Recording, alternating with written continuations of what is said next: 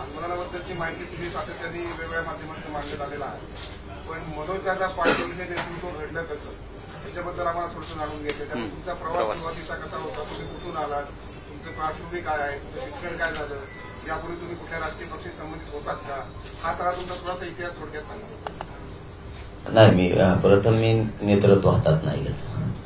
सगळ्यात अगोदर तिथंच माझ्या मराठा समाजानं मला स्वीकारलं. मला नेतृत्व नको होतं. मी पोरं बघत होतो, मला फोन येत होते की एका टक्क्यावर जर एखादं लेकरू हुकलं तर त्याच्या वेदना किती, त्याला किती त्रास होतो. एखाद्या मुलीचा नंबर एखाद्या टक्क्यावर हुकला, त्या अधिकारी होता राहिला, त्यांचे ते वेदना ऐकायला यायचं. म्हणून नेतृत्व नको, पण आपण आंदोलन केलं पाहिजे, पण प्रामाणिक केलं पाहिजे. आपल्याला कोणी डाग नाही लावला पाहिजे की दुकानदारी चालू केली आणि पैसे जमा करायला लागलं, कोणाच्या हाटलात फुकट जेवून खायला लागलं त्या मराठ्यांच्या नावाखाली, किंवा कोणाला काही पण कामं सांगायला लागला, विनाकारण पैसा जमा करायला लावायचा, काही गरज नसतानाही. म्हणून आपण ह्या प्रकारात नाही पडायचं. पार्श्वभूमी सांगायचे ठरले तर मी एक शेतकऱ्यांच्या घरातला पोरगा आहे, कारण मला काय राजकीय वारसा फिरसा असलं काही गोष्टी नाहीत. मात्र 20-22 वर्षापासून मी सारखा समाजाचं काम करतो. आज इथं मी मोकळ्या मनानं बोलायला लागलो, इतकं मोकळं मी पण बोलत नाही कधी, परंतु मला खरंच कसलाच वारसा नाहीये आणि हे तपासलंय सुद्धा. ज्यावेळेस ते येवल्याचा माणूस म्हणला की 5वी शिकलेला आहे, त्या दिवशी त्याच्या अगोदर 3 दिवस सरकारनं शोधलं होतं की मी सगळ्या प्रश्नाचं उत्तर देतोय.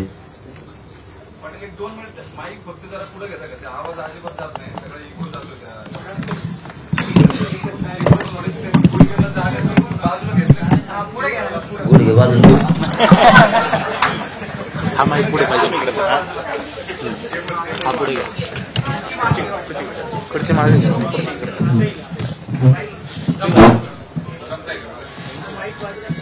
हा माईक ठेवायचा का, येतोय का, खाली वाकावं लागेल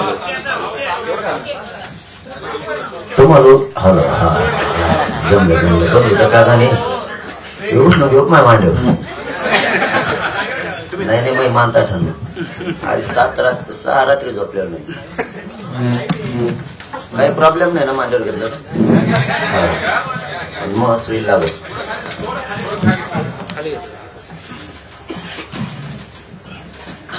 मी 12वी शिकलेलो, परंतु विश्वास नव्हता की सगळ्या प्रश्नाचं उत्तर देतोय.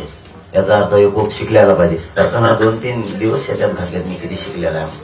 मला काय अशी पार्श्वभूमी नाहीये, फक्त मी जास्त पुस्तकं पण नाही वाचले. जे आहे ते तुमच्या समोर म्हणतोय. मी दैनंदिन जीवनात येणाऱ्या लोकांच्या अडचणी वाचल्या की याच्यावर तात्काळ पाहिजे. एखाद्या माणसाला नाही का आता भूक लागली तर त्याला आत्ता देणं गरजेचं आहे, तात्काळ.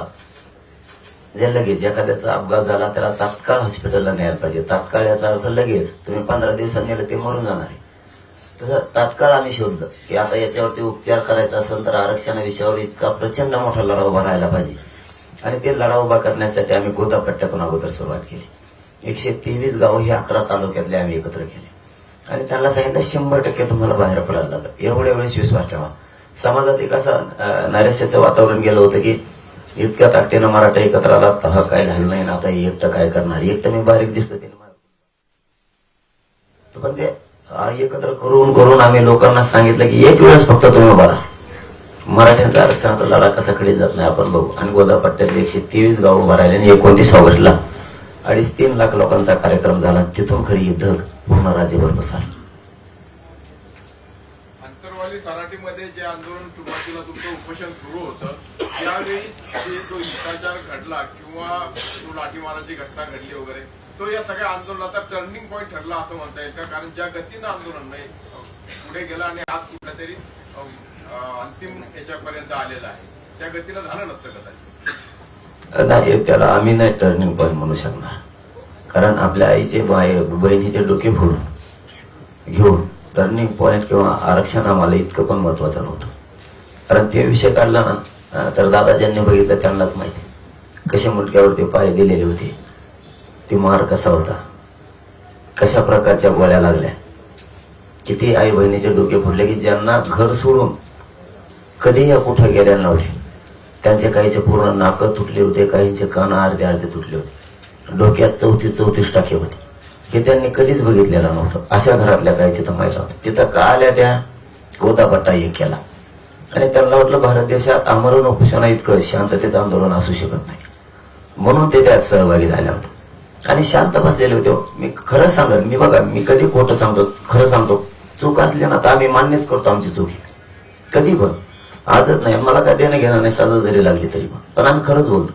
काही कारण नव्हतं. अगोदरच्या रात्री ते 400-500 जण पोलीस आले, पण त्याच्या अगोदर एक दिवस असं झालं होतं 29 तारखेला की एसपी साहेब आणि कलेक्टर साहेब माझ्याकडे आले. ते म्हणले 2.5-3 लाखाचा शहागडला जो आम्ही आंदोलन केलं होतं सगळा मॉब तिथं हरलेला होता. ते फक्त माझ्याकडे आले. ते म्हणले काही करा, यांना फक्त शांत करा, नसता आमच्याकडे असून 2 ते 2.5 हजार इथला फोर्स आहे, खूप काही होऊ शकतं. एका शब्दात सांगितलं तुम्ही घराकडे जायचं. 2.5 ते 3 लाख लोक घराकडे गेले एका सांगण्याच्या एका शब्दावर. आम्हाला जर धिंगाणा करायचाच असता तर त्याच दिवशी आम्ही केला असता, कारण सगळे पोरच होते.